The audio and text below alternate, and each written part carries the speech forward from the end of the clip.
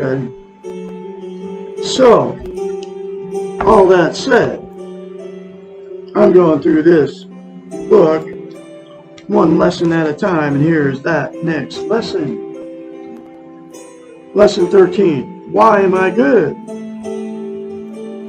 This is essentially a philosophical question, which is only asked in therapy after the client begins questioning the doing model. And every lesson in this book talks about us, how we've been taught and trained not to have self-esteem. And here is another example of that. And not to have a healthy mind. By questioning the doing model, their previous training, and the nature of good and evil. Most of us go through life assuming that we are not good, and that we need to be punished or controlled or contained, as our true natures are based on bad. It comes from all the religions, folks. One of the ways they've done this, saying we're born bad, right? One school of thought defines man as essentially bad. From this philosophy involved the need for power and control, for institutions such as church and state to control the masses. It's all true, folks.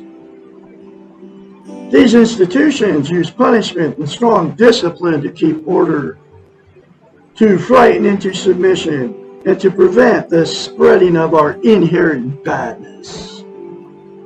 This school of thought believes that man cannot make decisions and needs strong leadership, dictatorship in parentheses, to prevent the crowd from running amok. The opposite school of thought, which is the way I am now, chooses to believe that man is inherently good, of God, and that when presented with a choice, prefers to do goodness, even though it may be more difficult and more confusing over evil. The paradox of this choice is that while choosing goodness is not the easy choice, it does result in an easier life. This has all happened to me. I've done all this stuff.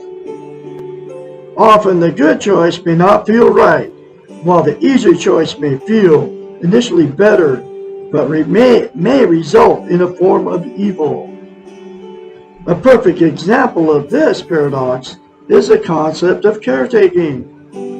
Our doing model defines all caretaking behaviors as good. However, a large number of caretaking behaviors are not good. People who are being taken care of cannot feel a sense of mastery or control over their own lives. Therefore, the choice of goodness and the control over this choice belongs to the caretaker rather than the person who is being taken care of, which is the opposite of the intention. A form of evil may exist when the caretaker takes all the credit for the action and does not allow the recipient to have any power or control for ensuing consequences. In this case, the initial choice not to caretake may be the good choice, but it will not be the easy one. Making choices involves learning to practice. Practicing your goodness is a trial and error process. You are good. You can choose to practice your goodness. You can assume responsibility for your life and your behaviors. You can take care of yourself. You can believe in your own and others' goodness. In this way, you can become a role model for goodness. Wow. There's another very powerful lesson for you folks. I'm going to have another one for you tomorrow, which is lesson 14. Why can't the therapist change or fix me? You all remember to say 4 things to yourself in the mirror. I can be your psychiatrist, your therapist, your counselor. I am qualified because I am self-taught.